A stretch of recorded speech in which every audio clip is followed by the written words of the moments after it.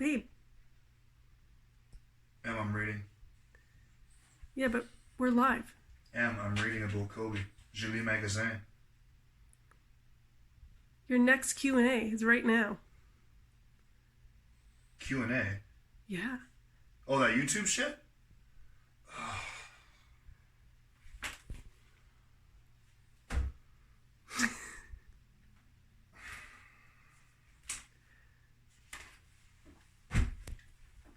Hi, guys. Lightning just struck, and it was Kobe that sent the lightning bolt at my head. He wanted me to read, and I forgot all about you guys. How's it going? Nice to see you. And with the dog, please. And with the stepper. Easily the most awesome choice word there that I bleeped out myself.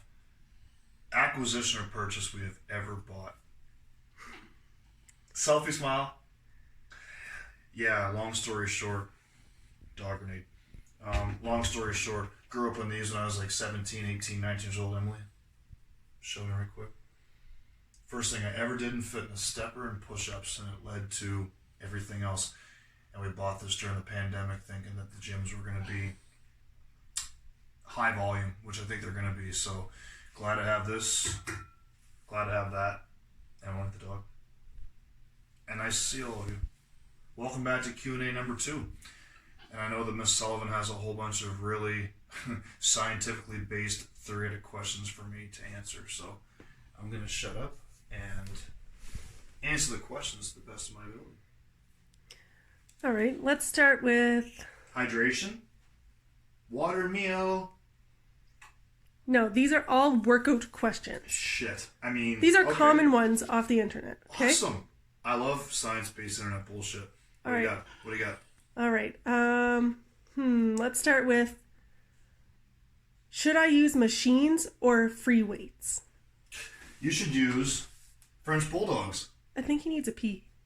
Then we can do that. See, you two people, sometimes your Frenchie stands by the door and he whines for 2 reasons. He wants to chase rabbits or he wants to go pee. In this case, he's probably going to go pee. And probably chase rabbits after. Free weights or machines, B-O-T-H. In French, les deux. Espanol, los dos. In Mandarin, I don't know. I'm sorry. For my Asian population, I'm not quite sure. Machines and dumbbells, yeah, bars, all of it. Because you have to have a range. You have to have a variety of movements and formations for a particular muscle group. You don't have to have a whole bunch of them.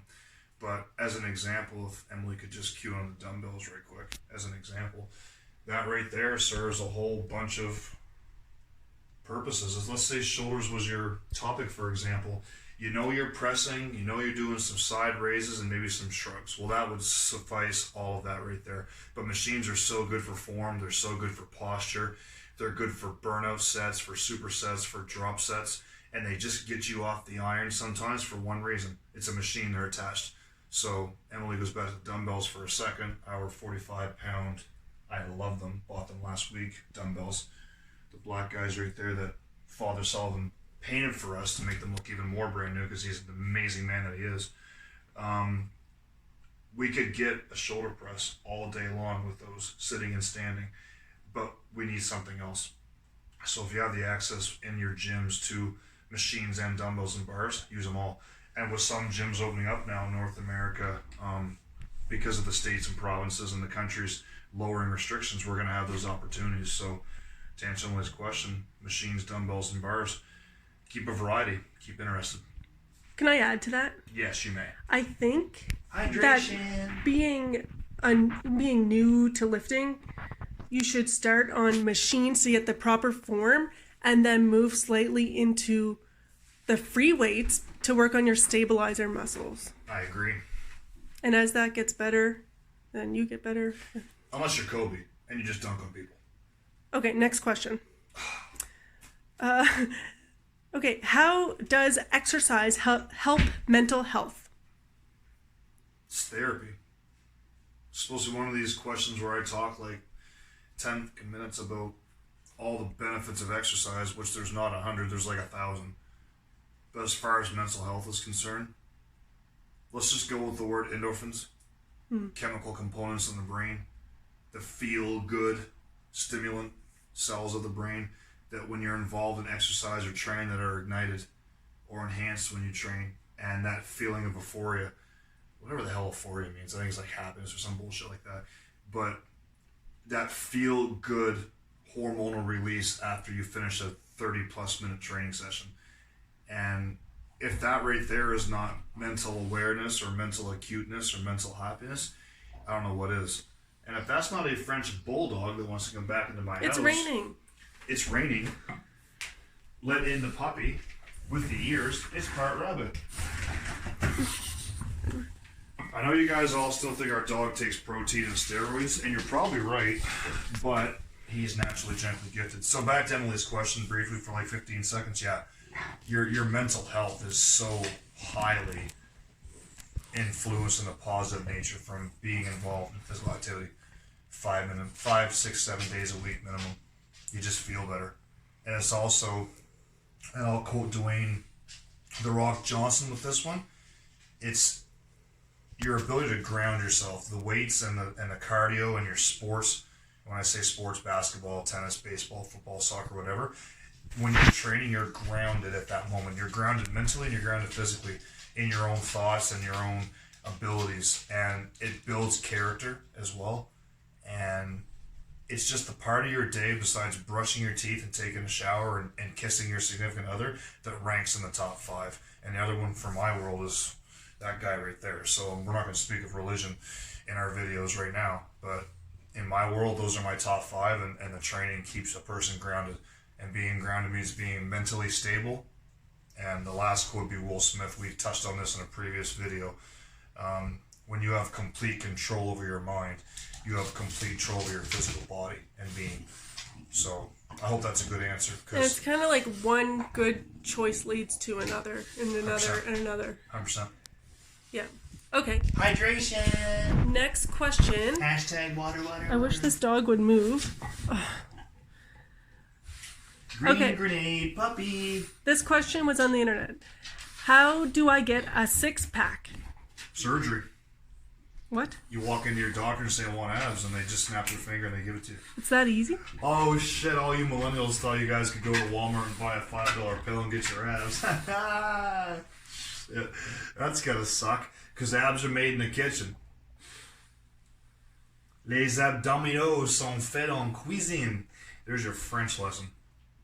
This question has been bombarding the internet now for years and years and years in the fitness industry. Orange grenade, French bulldog. And I'm going to answer this question in about 40 seconds or less. And everyone's going to be like, wow, Phil didn't go on and on about quotes from Will Smith and Dwayne Johnson and Roger Federer. He just answers questions straight up. Well, let's just take care of business right now. You can do all the crunches, you can do all the leg raises, all the rope pull downs, and all the planks in the world. High knees, high legs, high every damn thing until the cows come home.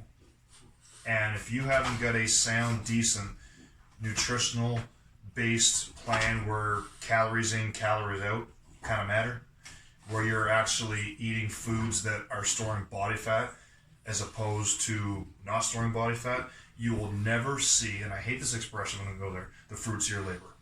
And yeah, by the way, you're allowed to have apples and blueberries and bananas too. All this bullshit about fruits being unhealthy, fructose sugar and all that nonsense, it's exactly what it is nonsense. So that's another day, another dollar, another time. But as far as the abs are concerned, here's your analogy right here in 10 seconds. You have twins, Jim and John, and an orange grenade, which is not part of the equation. And Jim trains his abs once a day for 15 minutes after he lifts and does cardio. And he eats clean all the time, or most of the time. John, well, he's the big brother. He's the Olympian. He trains his ass 15 to 20 a day, but he busts his ass on the weights. He busts his ass on the cardio. And little bro's like, man, my older bro is Superman, but he eats like shit. Who wins the ab contest in the mirror? I'll let you two answer the question, but I'll give you a hint. The younger one has better abs in this equation than the older one does. They start in the kitchen. Starts a diet. Hydration. Do you want one more question? Sure. Okay, last question. How much time should I rest between sets when strength training? Oh, never. You don't rest. Don't be a sook. You're Like- joking. No, I'm serious. Like, you should do like 140 sets in a row until you pass out. Right, puppy? We're not giving false information. Sorry, Emily. She gets so pissed at me, YouTube, when I actually answer the questions honestly. Except in this one right here. Oh, rest time. Well, it varies. A lot of science, and I'm not science-based because I've already told you how I feel about that, but a lot of science and a lot of experience in the fitness industry yields that anything that's involving free weights, machines, and resistance, can we please cue our camera to anything that's made of metal? Can we please cue our camera? Thank you. That anything that requires resistance training, most people don't rest less than 30 seconds. On the other side of the coin, most don't rest for more than 90 seconds either. There's one genre of lifting, and that's the power lifters of the world, the guys, girls that can pick up trucks and tanks and all that shit. They will do a massive strength set and then rest for 4 to 5 minutes because their particular exercise is that intense. But for anybody else that's going back, so I'll use the US and Canada for an example here. Let's say we're all going back, pandemic or not, we're going back to World Health Club, LA Fitness, YMCA, Good Life Canada, etc., etc. And most of us are going to want to do cardio and do weights without plastic grenades being tossed around the gym because it's socializing and not social distancing. Most of us are going to rest between 30 seconds and a minute for about 3 reasons, and I'll tell you right now. Number 1, after you've recovered, you want to get right back at it. Number 2, if you're doing 12 to 20 reps, 45 seconds rest is all you need. But here's the one that's new, and this never happened until 2020, and that's where the fact that we have some different rules to obey by, we might only have an X amount of time in the gym, and we have to get our sets taken care of. So it was in the science before, it'll be there after. Anything between 30 and 90 seconds rest is acceptable, depending on number 1, what you're doing, and number 2, how long you're there. And now, of course, sadly, number 3, we have to be aware and respectful of everybody around us. We have to be convenient to them as well. So let's rest 30 to 90, depending on your reps, your sets, and your particular goals. And to the powerlifters of the world, you can pick up my car off my foot anytime to save my life. So How about one more question, Miss Emily? Or how's are we gonna cut them off now and do our little lightning bolt? Or are we gonna okay, I'll just ask one more, one final last one. one? This one's a good one. Last one. They're all actually- good. They're all good. Okay. Should I do cardio or weight training first? Neither. What do You you should mean? play basketball with Kobe 1-on-1 for like 8 hours. She gets mad at me, man. Sorry, Mamba. Could you please repeat the question, Miss Emily? Because Oh yeah. I want to play 1-on-1 with Kobe, and my French bulldog wants to chew every cord we have here. Should I do cardio or weight training first? That question is actually even better than that bullshit ad question we asked earlier. There's 2 answers to it. Do you want to do fasted cardio and eat a little bit and go back later in your day and weight train? Or do you want to do all in one shot? And do you want to do cardio, lift, or lift and cardio? Well, there's 3 answers, and we pretty much just answered them right there. Number 1, if you know your schedule induces you to do fasted cardio, and if you know you eat better during the day, post cardio fasted, and you know you'll lift later in some capacity, don't change it. Thumbs up. Number 2, if you know that you break a massive friggin' sweat post lift by doing cardio, if you went really hard during the lift, you know that you have the muscle gains and you broke down the protein synthesis that you need to do, whereas the cardio is not going to rob you of strength, because there is a lot of research out now that they claim that cardio post lift can actually take away some of the strength side of training. Now, the argument is that a person can't get toned or get bigger or get defined if they lose strength. That's half accurate, but that's also inaccurate, because strength is the amount of weight or mass you can partake X amount of time. Isn't it hypertrophy? Hypertrophy, exactly. Not strength. You what a probably ter- still have the same strength. What a terrible word. Of course, you have the same strength. Now, the other side of that is the third option, which is the cardio before the lift. But here's the difference, and I'll tell you guys thank you grazie, merci, grazie for hanging with me and Emily again tonight. In our continued endeavor to help people out education-wise. I would say this to you.